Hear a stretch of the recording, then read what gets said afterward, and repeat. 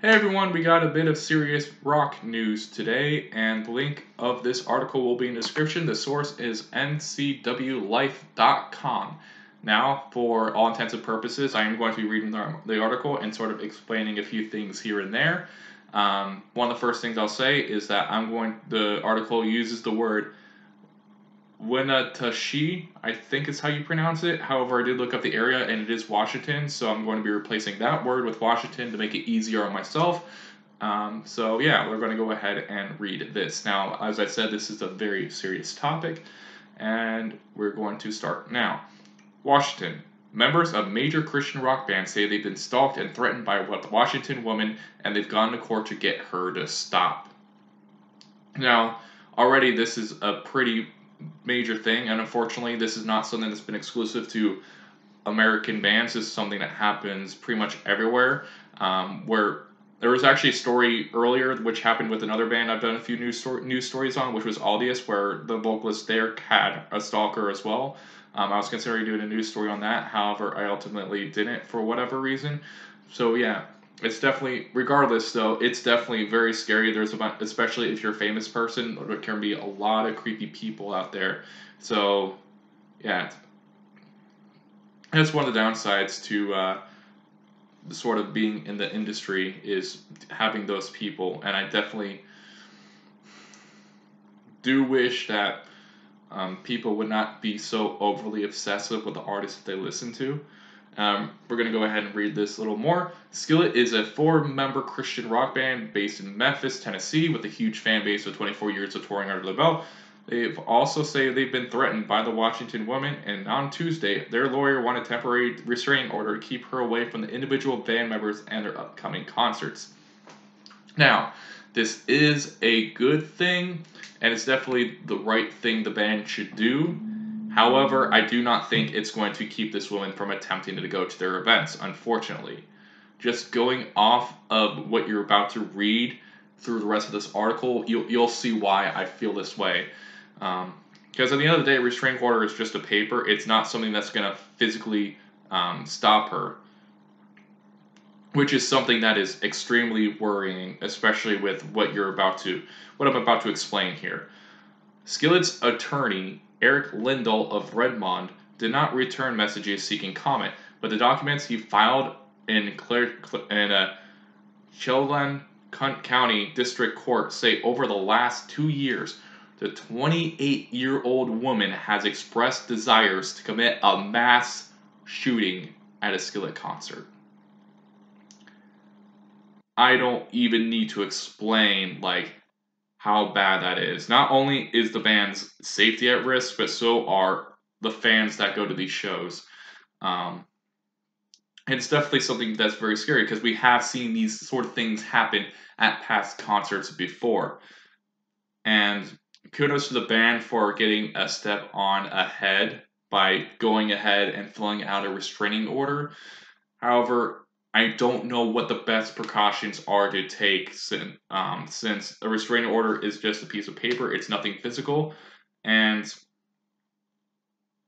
as for my predictions, I do predict that Skillet concerts from here on out will probably have high-end security, especially when trying to go into the concert. And honestly, I do not blame the band if they go the route of a lot of Japanese bands and just outright not have a meet and greet at all.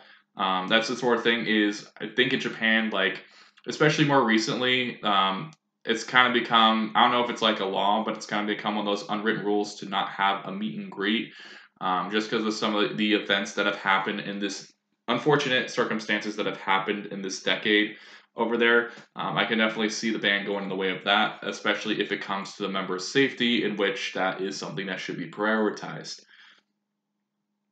She allegedly followed the band's concerts and public appearances around the country, and last March delivered a disturbing note to a member of the band's crew. A police report says in the same month she sneaked into a Skillet concert in Saginaw, Michigan, after her ticket was revoked over security concerns. So yeah, even when, they kind of turned her away because she was being shifty and, for good reason, she was still able to sneak into the concert. So I can definitely see that Skillet is definitely going to step up their security majorly after what happened, and I don't blame them. Again, I really hope that everyone is okay. Now, this source has not chosen to name the woman who has said she lives with mental illness. She has not been charged criminally. So yeah, I think at best, I do hope this person does get the help that they need, um, and in a situation where no one is at risk, especially at a concert where there are hundreds, maybe even thousands of people attending, and it's also why I think you should be definitely, as an artist, you should definitely be careful, and definitely keep an eye out with the current climate, especially with this sort of over obsession current era of fandom we are in. The temporary restraining order signed by Judge Kyle Molt forbids her from approaching any venue where Skillet is performing, recording, rehearsing, or appearing until a court hearing next week. The band wants to extend the probation for more than a year. Yeah, I'm pretty sure they want it to be a lifetime ban, to be honest, in which, good. Again, this is some pretty serious news here, and I do hope that the band is okay and will be okay, because this isn't like a one crazy person thing. I don't think, especially there's probably a bunch of other really crazy people out there that are doing the same thing with other groups that are not being reported on. So I figured I would sort of talk about this. But yeah, and honestly, I thought that some of the people beforehand and some of the people I interacted with in the fan base were a little bit on that side, but this just takes it to a whole new level. This is absolutely disgusting. I really don't have much to say on it because the article speaks for itself. I do not need to explain why a mass shooting is bad. And like I said,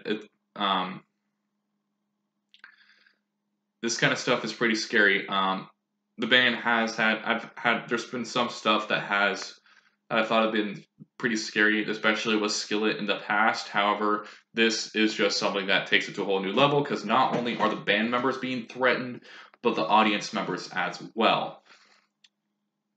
That's all I really have to say about this topic. I want to know what your thoughts are on this topic and how, in your opinion, what would be the best solution for the security of not only keeping the concert guests safe, but keeping the band safe and keeping the overall concert experience enjoyable.